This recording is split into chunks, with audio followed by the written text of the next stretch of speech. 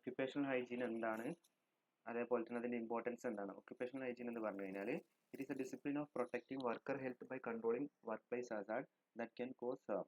സിമ്പിളായിട്ട് പറഞ്ഞാൽ വർക്കേഴ്സിന് ഹാം ഉണ്ടാക്കുന്ന കാര്യങ്ങളിൽ നിന്നും വർക്കേഴ്സിനെ പ്രൊട്ടക്റ്റ് ചെയ്യുക. അതാണ് നമ്മുടെ ഒക്യുപ്പേഷണൽ ഹൈജീൻ എന്നുള്ള ആ ഒരു ഡിസിപ്ലിൻ കൊണ്ട് ഉദ്ദേശിക്കുന്നത്. അപ്പോൾ അവർക്ക് അവിടെ ഹാം എന്തൊക്കെ കാരണങ്ങൾ കൊണ്ടാണ് ഉണ്ടാവുന്നത്, അത് ഒഴിവാക്കാൻ നമുക്ക് എന്തൊക്കെ ചെയ്യാൻ പറ്റും. ഇതിനകത്ത് കൃത്യമായിട്ട് പറയുന്നുണ്ട്. The discipline of anticipating, recognising, evaluating and controlling health hazards.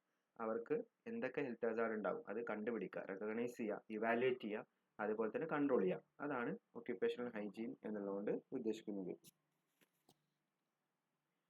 Just അതിൻ്റെ ഒരു ചാർട്ടാണ്. ഒക്യുപ്പേഷണൽ ഹൈജീൻ എന്താണ്, എവിടെയാണ് ഇത് വരുന്നത്, അതുമായി ഒക്യുപ്പേഷണൽ മെഡിസിൻ എന്ന് പറയുന്നത് എവിടെയാണ് വരിക, ഇത് രണ്ടിനും കൂടെ കൂടിയതാണ് നമ്മൾ ഒക്യുപ്പേഷണൽ ഹെൽത്ത് എന്ന് പറയുന്നത്. ജസ്റ്റ് വായിച്ചു വിട്ടാൽ മതി. അതിൻ്റെ ഇമ്പോർട്ടൻസിനെ കുറിച്ച് പറയുന്നുണ്ട്. ഓരോ ലോകത്തിൻ്റെ പല ഭാഗത്തും ഒക്യുപ്പേഷൻ റിലേറ്റഡ് ആയിട്ടുള്ള ഹസാർഡുകൾ കൂടി വരികയാണ്. അതുകൊണ്ട് തന്നെ ഒക്യുപ്പേഷണൽ ഹൈജീൻ എന്നുള്ളത് വളരെ ഇമ്പോർട്ടൻ്റ് ആയിട്ടുള്ള ടോപ്പിക്കാണ്. അതിൻ്റെ കുറച്ച് കണക്കുകളൊക്കെ പറയുന്നുണ്ട്, ജസ്റ്റ് നോക്കുക. ഇനി നമ്മൾ പഠിക്കേണ്ട ഏറ്റവും പ്രധാനപ്പെട്ട സാധനം റിസ്ക് എന്നാൽ എന്താണ്, എങ്ങനെ നമ്മൾ റിസ്കിനെ അസസ് ചെയ്യാം എന്നുള്ളതാണ്. അപ്പോൾ ആദ്യം നമ്മൾ പഠിക്കേണ്ടത് എന്താണ് risk. Risk is the chance, high, medium or low, that somebody will be harmed by the hazard. ഒരു ഹസാർഡ് ഉണ്ടാവാനുള്ള ചാൻസ്, അല്ലെങ്കിൽ ഒരു ഹസാർഡ് കൊണ്ട് ആർക്കെങ്കിലും ബുദ്ധിമുട്ടുണ്ടാവാനുള്ള ചാൻസിനെയാണ് നമ്മൾ എന്ത് പറയുന്നത്, റിസ്ക് എന്ന് പറയുന്നത്. അപ്പോൾ ഇതിൽ നമ്മൾ അതിൻ്റെ ഒരു ഹൈറാർക്കി ഉണ്ട്, അല്ലെങ്കിൽ അതിൻ്റെ ഒരു പ്രൊസീജിയർ ഉണ്ട്. ആ പ്രൊസീജിയർ നമ്മൾ പഠിക്കണം. ഫസ്റ്റ് സ്റ്റെപ്പ് എന്ന് പറഞ്ഞു കഴിഞ്ഞാൽ ഹസാർഡ് ഐഡൻറ്റിഫൈ ചെയ്യാണ്. നമ്മൾ ക്ലാസ്സിൽ എടുത്തിട്ടുണ്ടായിരുന്നു, അതുകൊണ്ട് കുറച്ച് ഫാസ്റ്റായിട്ട് പറയാം. എന്താണ് ഹസാർഡ് എന്നുള്ളത് നോക്കുക.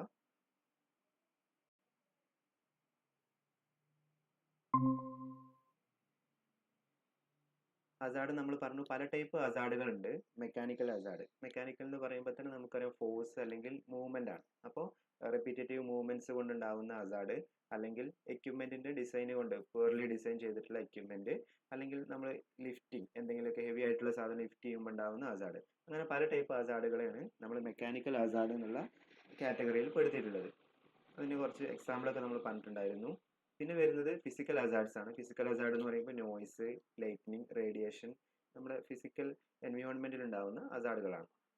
അടുത്തത് കെമിക്കൽ ഹസാർഡുകളാണ്. കെമിക്കൽസ് കാരണം ഉണ്ടാകുന്ന ഹസാർഡുകൾ, അത് ആസിഡ് ആവാം, അല്ലെങ്കിൽ ഡസ്റ്റ് ആവാം, പെസ്റ്റിസൈഡ് ആവാം, ഇതുകൊണ്ടൊക്കെ ഉണ്ടാകുന്ന ഹസാർഡുകളാണ്. അപ്പോൾ നമ്മുടെ ഫസ്റ്റ് സ്റ്റെപ്പ് എന്ന് പറഞ്ഞിട്ടുണ്ടെങ്കിൽ ഹസാർഡിനെ ഐഡൻറ്റിഫൈ ചെയ്യുക എന്നുള്ളതാണ്. അപ്പോൾ അതിന് നമുക്ക് എന്താണ് ഹസാർഡ്, ഏതൊക്കെ ടൈപ്പ് ഹസാർഡ് ഉണ്ട് എന്ന് മനസ്സിലാക്കണം. അതിന് നമ്മൾ മെക്കാനിക്കൽ ഹസാർഡിനെ കുറിച്ചും ഫിസിക്കൽ ഹസാർഡിനെ കുറിച്ചും കെമിക്കൽ ഹസാർഡിനെ കുറിച്ചും പറഞ്ഞു. അടുത്തത് എൻവയോൺമെൻറ്റൽ ഹസാർഡ്സ് ആണ്. എൻവയോൺമെൻറ്റൽ ഹസാർഡ് എന്ന് പറയുമ്പോൾ വാട്ടർ പൊല്യൂഷൻ, എയർ പൊല്യൂഷൻ, അങ്ങനെയുള്ള കാര്യങ്ങളൊക്കെയാണ് നമ്മൾ എൻവയോൺമെൻറ്റൽ ഹസാർഡിനകത്ത് വരുന്നത്. പിന്നെ ബയോളജിക്കൽ ഹസാർഡ്സ് ആണ്. ബയോളജിക്കൽ ഹസാർഡ്സ് എന്ന് പറയുമ്പോൾ നമ്മൾ ഈ മൈക്രോ ഓർഗാനിസം അല്ലെങ്കിൽ ബാക്ടീരിയ വഴിയൊക്കെ ഉണ്ടാകുന്ന ഹസാർഡുകളാണ്. അതായത് ഇൻഫെക്റ്റഡ് ആയിട്ടുള്ള അനിമൽസുമായിട്ടൊക്കെ ഡീൽ ചെയ്യുന്ന വർക്കേഴ്സിനാണ് സാധാരണ ബയോളജിക്കൽ ഹസാർഡ് സംഭവിക്കാറ്. ദെൻ ഓർഗനൈസേഷൻ ഹസാർഡ്, അത് ആക്ച്വലി ഫിസിക്കലായിട്ടുള്ള ഹസാർഡ് അല്ല, നമുക്ക് സൈക്കോളജിക്കലി അല്ലെങ്കിൽ മെൻ്റലി വരുന്ന ഹസാർഡാണ്. ഇപ്പോൾ നമുക്ക് ആളുകളെ നമ്മൾ പറയുന്നത് കേൾക്കാത്ത അവസ്ഥ, അല്ലെങ്കിൽ അവരെ കൺട്രോൾ ചെയ്യാൻ പറ്റാത്ത അവസ്ഥ, അവരിൽ നമുക്ക് സപ്പോർട്ട് കിട്ടാത്ത അവസ്ഥ, അതിനൊക്കെയാണ് ഓർഗനൈസേഷൻ ഹസാർഡ് എന്ന് പറയുന്നത്. അങ്ങനെ പല ടൈപ്പ് ഹസാർഡ് ഉണ്ട് എന്നുള്ളത് നമ്മൾ ആദ്യം മനസ്സിലാക്കുക. ഫസ്റ്റ് സ്റ്റെപ്പ് എന്ന് പറഞ്ഞാൽ ഐഡൻറ്റിഫൈ ഹസാർഡ് ആണ്. അപ്പോൾ അതിനകത്ത് ചിലപ്പോൾ നിങ്ങളോട് ചോദിക്കാം എന്താണ് ഹസാർഡ്, അല്ലെങ്കിൽ എന്താണ് റിസ്ക്, ഏതൊക്കെ ടൈപ്പ് ഹസാർഡുകൾ ഉണ്ട് എന്നുള്ളത്. അപ്പോൾ ഈ ഓരോ ഹസാർഡും അതിൻ്റെ എക്സാമ്പിളും ജസ്റ്റ് ഒന്ന് പഠിച്ചു പോവാം. അടുത്ത നമ്മൾ പഠിക്കേണ്ടത് ഈ ഹസാർഡ്, അടുത്ത സ്റ്റെപ്പ് എന്ന് പറഞ്ഞു കഴിഞ്ഞാൽ, അപ്പോൾ ആദ്യം നമ്മൾ ഹസാർഡ് ഐഡൻറ്റിഫൈ ചെയ്തു.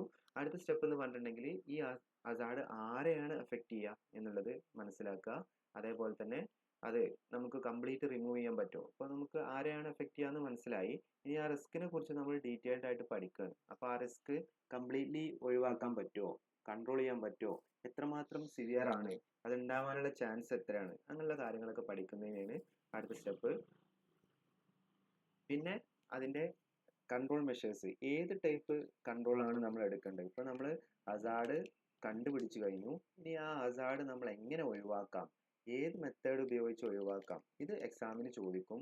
അപ്പോൾ പറഞ്ഞ ഒന്നും ചോദിച്ചിട്ടില്ലെങ്കിലും ഈ സാധനം റിപ്പീറ്റിംഗ് ക്വസ്റ്റ്യൻ ആണ്, പലതവണ ചോദിച്ചിട്ടുണ്ട്. അപ്പോൾ ഇത് കുറച്ച് സ്ട്രെസ് എടുത്ത് നിങ്ങൾ പഠിക്കണം, സ്ട്രെസ് ചെയ്ത് പഠിക്കുക. Hierarchy of risk control measures അങ്ങനെ തന്നെ ചോദിക്കൂട്ടോ. What is the hierarchy of risk control measures, 7 mark question ആണ്. അപ്പോൾ എങ്ങനെ നമുക്ക് റിസ്കിനെ കൺട്രോൾ ചെയ്യാം, അതിൻ്റെ ഹൈറാർക്കി എന്താണ്, ഇപ്പോൾ നമ്മുടെ കോളേജിൽ ഒരു ഹൈറാർക്കി ഉണ്ട്, പ്രിൻസിപ്പൾ, HOD, സ്റ്റാഫ്, സ്റ്റുഡൻസ്, അങ്ങനെ ഒരു ഹൈറാർക്കി ഉണ്ടല്ലോ. അതേപോലെ എല്ലാ ഈ റിസ്ക് കൺട്രോൾ ചെയ്യാൻ നമുക്കൊരു ഹൈറാർക്കി ഉണ്ട്. നമ്മൾ ഫസ്റ്റ് മെത്തേഡ് എന്ന് പറഞ്ഞാൽ എലിമിനേഷൻ ആണ്. അത് നമുക്ക് എല്ലാ സ്ഥലത്തും പറ്റിക്കൊള്ളണമെന്നില്ല. ഏറ്റവും ആദ്യം നമ്മൾ ചെക്ക് ചെയ്യേണ്ടത് ആ റിസ്കിനെ കംപ്ലീറ്റ്ലി എലിമിനേറ്റ് ചെയ്യാൻ പറ്റുമോ നോക്കുക. അതാണ് ഒരു പിരമിഡ് പോലെ നിങ്ങൾക്ക് ഇവിടെ കാണിച്ചിട്ടുള്ളത്, കാണാൻ പറ്റും. ഫസ്റ്റ് നമ്മൾ റിസ്കിനെ കംപ്ലീറ്റ് എലിമിനേഷൻ പോസിബിൾ ആണോ ചെക്ക് ചെയ്യാം. അപ്പോൾ അത് പോസിബിൾ അല്ലെങ്കിൽ നമ്മൾ സബ്സ്റ്റിറ്റ്യൂഷൻ പോസിബിൾ ആണോ നോക്കുക. സബ്സ്റ്റിറ്റ്യൂഷൻ എന്ന് പറഞ്ഞിട്ടുണ്ടെങ്കിൽ നമ്മൾ ഫുട്ബോളിലൊക്കെ സബ്സ്റ്റിറ്റ്യൂട്ട് ചെയ്യുന്ന പോലെ തന്നെ ഒരാളെ മാറ്റി വേറെ ആളെ കൊടുക്കുക എന്ന് പറഞ്ഞാൽ നല്ല ഹസാർഡസ് ആയിട്ടുള്ള സബ്സ്റ്റൻസിന് പകരം ഹസാർഡ് കുറഞ്ഞ സബ്സ്റ്റൻസ് സബ്സ്റ്റിറ്റ്യൂട്ട് ചെയ്യാൻ പറ്റുമോ നോക്കുക. ഇപ്പോൾ പെസ്റ്റിസൈഡ് യൂസ് ചെയ്യുന്നത് കെമിക്കലിന് പകരം ബയോളജിക്കൽ ആയിട്ടുള്ള സാധനം യൂസ് ചെയ്യാൻ പറ്റുമോ നോക്കുക. അതാണ് ഒരു എക്സാമ്പിൾ. അതേപോലെ തന്നെ എഞ്ചിനീയറിംഗ് കൺട്രോൾ എന്ന് പറയുമ്പോൾ ഇപ്പോൾ നമുക്ക് ആ ഒരു എക്യുപ്മെന്റിനകത്ത് അല്ലെങ്കിൽ ആ ഒരു സ്ഥലത്ത് നമുക്ക് അതിന്റെ മെഷർമെന്റിലോ അങ്ങനെയൊക്കെ വേരിയേഷൻ വരുത്തി കഴിഞ്ഞാൽ നമുക്ക് ആ ഹസാർഡ് കുറക്കാൻ പറ്റുമോ എന്നുള്ളത് നോക്കാം. ഡീറ്റെയിൽ ആയിട്ട് നമുക്ക് നോക്കാം. അടുത്തത് അത് പറ്റില്ലെങ്കിൽ നമ്മൾ അഡ്മിനിസ്ട്രേറ്റീവ് കൺട്രോൾ പോസിബിൾ ആണെന്ന് നോക്കുക. അത് ഇങ്ങനെ തന്നെ വരക്കണം. ഏറ്റവും ടോപ്പിൽ എലിമിനേഷൻ ആവണം, then substitution, then engineering control. അടുത്തത് അഡ്മിനിസ്ട്രേറ്റീവ് കൺട്രോൾ നമ്മൾ പറഞ്ഞിട്ടുണ്ടായിരുന്നു. ഇത് ഓഫീസ് ലെവലിൽ ഇപ്പോൾ അഡ്മിനിസ്ട്രേഷൻ എന്ന് പറഞ്ഞ ആളുകൾ ചെയ്യുന്നത് നമ്മുടെ ഓഫീസ് ടൈം കൺട്രോൾ ചെയ്യുക. ഇപ്പോൾ ഹസാർഡ് ഉണ്ടാവുന്നത് പകലാണെന്നുണ്ടെങ്കിൽ നമുക്ക് ആ ഒരു ജോബ് നമുക്ക് എന്ത് ചെയ്യാം, രാത്രിയിലോട്ട് മാറ്റാം. അല്ലെങ്കിൽ രാത്രിയാണ് ഉണ്ടാവുന്നതെങ്കിൽ പകലിലോട്ട് മാറ്റാം. അല്ലെങ്കിൽ അതിന്റെ ടൈം കുറച്ച് കൊടുക്കുക. അങ്ങനെയൊക്കെ അഡ്മിനിസ്ട്രേറ്റീവ് ലെവലിൽ നമുക്ക് കൺട്രോൾ ചെയ്യാൻ പറ്റുമോ നോക്കുക.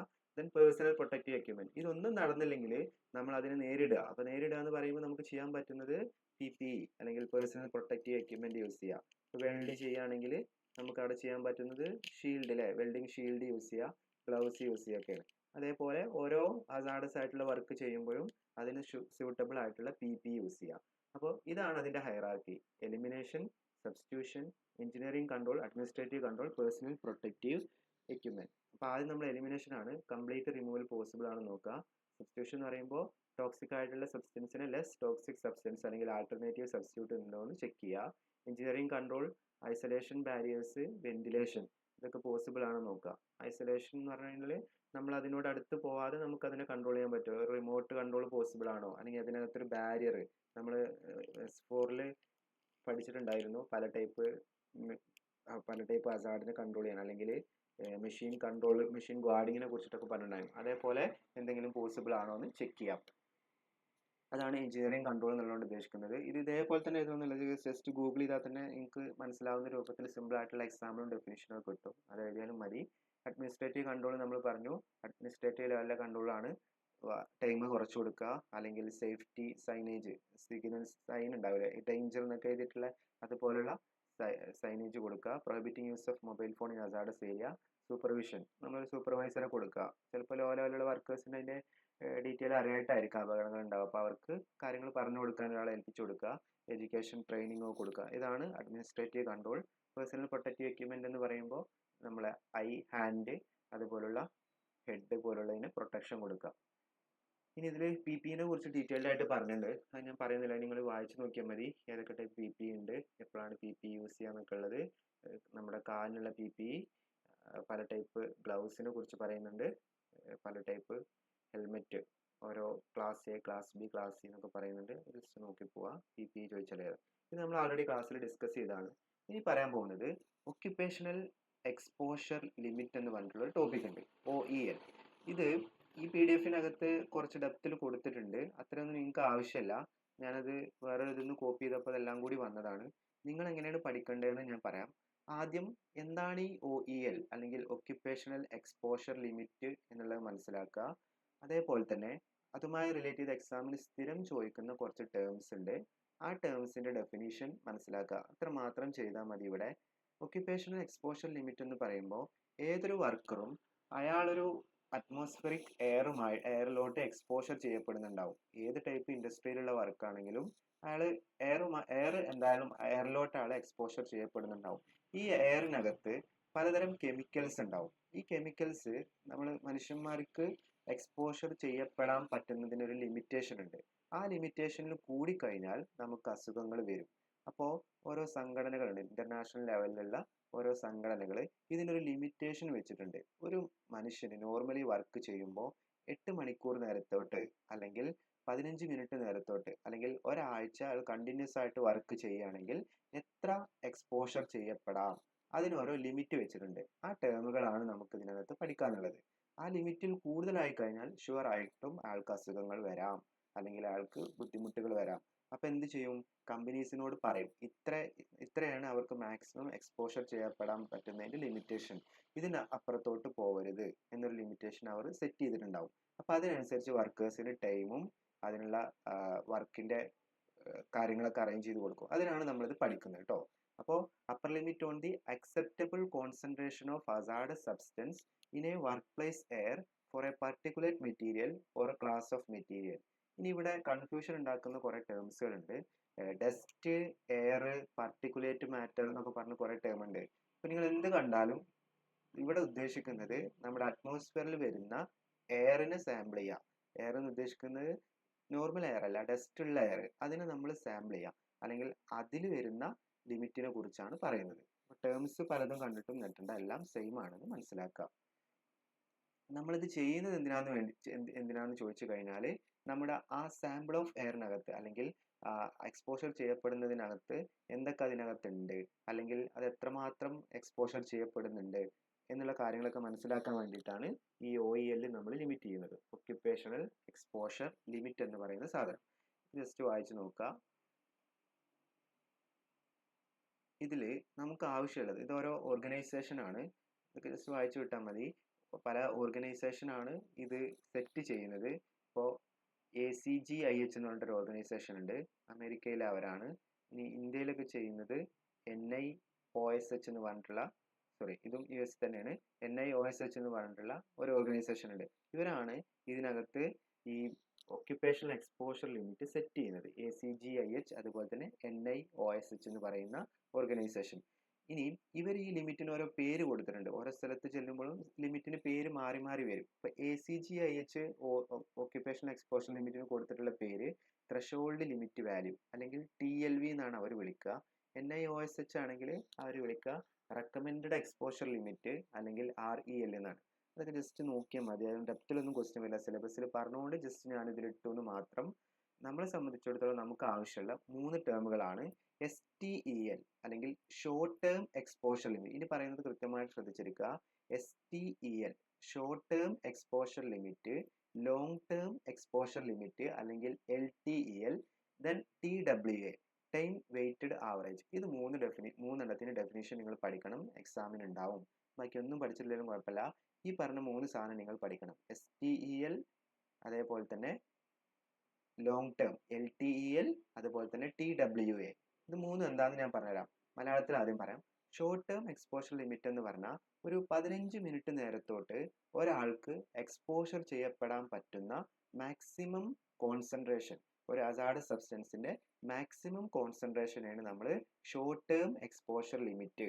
അത് ഇതിൽ ചിലപ്പോൾ കാണില്ല, ഞാൻ ഇതിൽ വേറെ നോട്ട് തരാം കേട്ടോ.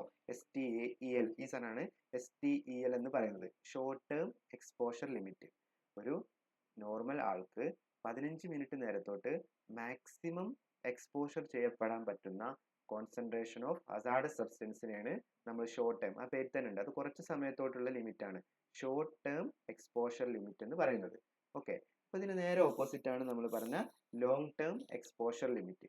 ലോങ് ടേം എക്സ്പോഷർ ലിമിറ്റ് അല്ലെങ്കിൽ LTEL എന്ന് പറഞ്ഞിട്ടുണ്ടെങ്കിൽ same definition, maximum concentration of a hazardous substance that a worker can exposed to for a duration of 8 hour period. സാധാരണ നമ്മളൊരു വർക്ക് 8 മണിക്കൂറാണ് നമ്മൾ അസ്യൂം ചെയ്യുന്നത്, അതുകൊണ്ടാണ് ഈ 8 മണിക്കൂർ എന്നുള്ള കണക്ക് വന്നത്. അപ്പോൾ നേരത്തെ പറഞ്ഞ സെയിം ഡെഫിനേഷൻ, ആദ്യത്തെ എത്ര മിനിറ്റ് ആയിരുന്നു? 15 മിനിറ്റിലായിരുന്നു.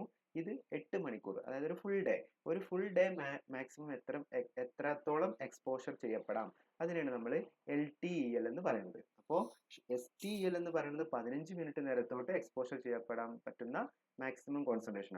അതിപ്പോൾ ഓരോ കെമിക്കലിനനുസരിച്ച് മാറി മാറി വരും. ചിലത് 15 മിനിറ്റ് ആണെങ്കിൽ പോലും വളരെ കുറച്ചേ പറ്റുള്ളൂ. അതിന്റെ ടോക്സിസിറ്റിക്ക് അനുസരിച്ച് മാറും. എങ്കിലും നമ്മൾ ആ ലിമിറ്റ് സെറ്റ് ചെയ്ത് കഴിഞ്ഞാൽ അത് വെച്ചിട്ട് ഒരു കൺട്രോൾ ഉണ്ടാവും. അതിന് വേണ്ടിയിട്ടാണ് നമ്മൾ ഈ ലിമിറ്റ് സെറ്റ് ചെയ്ത് വെച്ചിട്ടുള്ളത് കേട്ടോ. അപ്പോൾ 15 മിനിറ്റ് നേരത്തോട്ട് ഹസാർഡസ് സബ്സ്റ്റൻസ് മാക്സിമം എത്ര എക്സ്പോഷർ ചെയ്യപ്പെടാം, ആ ലിമിറ്റിനെയാണ് ഷോർട്ട് ടേം എന്ന് പറയുന്നത്. 8 മണിക്കൂർ നേരം അല്ലെങ്കിൽ ഒരു ഫുൾ ഡേ വർക്കിൽ എത്ര എക്സ്പോഷർ ചെയ്യപ്പെടാം, അതിനെയാണ് നമ്മൾ ലോങ് ടേം എക്സ്പോഷർ ലിമിറ്റ് എന്ന് പറയുന്നത്. ഇനി ഇതൊന്നും വേണ്ട, ഇതൊക്കെ നിങ്ങൾ സ്കിപ്പ് ചെയ്തോളൂ. ഇതൊക്കെ ജസ്റ്റ് വെറുതെ ഇട്ടു എന്നുള്ളൂ. അവിടെ ഇനി ഞാൻ പറഞ്ഞ മൂന്നാമത്തെ ടേം, അതിന്റെ average TWA, time weighted average. അതുകൊണ്ട് എന്താ ഉദ്ദേശിക്കുന്നത് വെച്ചിട്ടുണ്ടെങ്കിൽ 5 ദിവസമാണ് നമ്മൾ വർക്കിംഗ് ഡേ ആയിട്ട് അസ്യൂം ചെയ്യുന്നത്. അപ്പോൾ ഒരു ദിവസം 8 മണിക്കൂർ വെച്ചിട്ടാകുമ്പോൾ ടോട്ടൽ എത്ര വരും? 5 × 8 40 അവർ.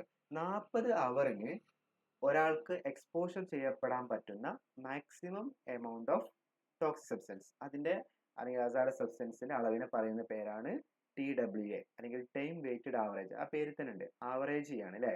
നമ്മൾ ഒരാഴ്ചത്തേക്ക് എന്നുള്ള കണക്കാണ് കാണുന്നത്. ഒരാഴ്ച 5 ദിവസമാണ് വർക്കിംഗ് ആയിട്ട് അസ്യൂം ചെയ്യുന്നത്. അപ്പൊ 5 × 8 40 അവർ. ഒരു വീക്കിൽ 40 അവർ സമയത്തോട്ട് അയാൾക്ക് എക്സ്പോഷർ ചെയ്യപ്പെടാൻ പറ്റുന്ന മാക്സിമം ഹസാർഡസ് സബ്സ്റ്റൻസിന്റെ ആ ലിമിറ്റിനെ നമ്മൾ പറയുന്ന പേരാണ് TWA. അപ്പൊ 3 പഠിക്കുക: STEL, LTEL. ബാക്കിയൊക്കെ ജസ്റ്റ് വായിച്ചു വിട്ടാൽ മതി, ഡെപ്തുള്ള ക്വസ്റ്റ്യൻ ഒന്നും അവിടെ നിന്ന് ഉണ്ടാവില്ല. STEL, LTEL, TWA, ഈ 3 ഡെഫിനിഷൻ പക്കയാക്കി പോവുക. STL എന്ന് പറയുമ്പോൾ 15 മിനിറ്റ് നേരത്തിന് ഒരു ഹസാർഡസ് സബ്സ്റ്റൻസിന്റെ മാക്സിമം കോൺസെൻട്രേഷനാണ് ഒരാൾക്ക് എക്സ്പോഷർ ചെയ്യപ്പെടാൻ പറ്റുന്ന ആ ലിമിറ്റിന് പറയുന്ന പേരാണ് STL. സെയിം സാധനം 8 അവറിന് അല്ലെങ്കിൽ ഒരു ഫുൾ ഡേക്ക് ആണെങ്കിൽ LTEL എന്ന് പറയും. അത് ഒരു വീക്കിന് അല്ലെങ്കിൽ 40 അവേഴ്സ്, 5 ഫുൾ ഡേ, അതിനെ നമ്മൾ പറയുന്ന പേരാണ് TWA. ആ 3 ടേംസും ജസ്റ്റ് ഒന്ന് വായിച്ചു പോവുക. അതാണ് ആ ഭാഗത്ത് നിന്ന് ഉണ്ടാവുക. ഇതൊക്കെ അതിന്റെ എക്സ്റ്റെൻഡ് വേർഷൻ ആണ്. ഇതൊരു ലിമിറ്റ് ആണ്, IDLH എന്നൊക്കെ പറയുന്നത്. അതൊന്നൊക്കെ ജസ്റ്റ് വായിച്ചു വിട്ടാൽ മതി. ഇതൊന്നും വേണ്ടട്ടെ, ഈ സ്ലൈഡൊക്കെ നിങ്ങൾ സ്കിപ്പ് ചെയ്തോളൂ, ഇതൊന്നും ആവശ്യമില്ല. ഇത്ര ഓക്കെ അല്ലേ? എക്സ്പോഷർ ലിമിറ്റ് ഓക്കെ അല്ലേ? ഓക്കെ അല്ലേ?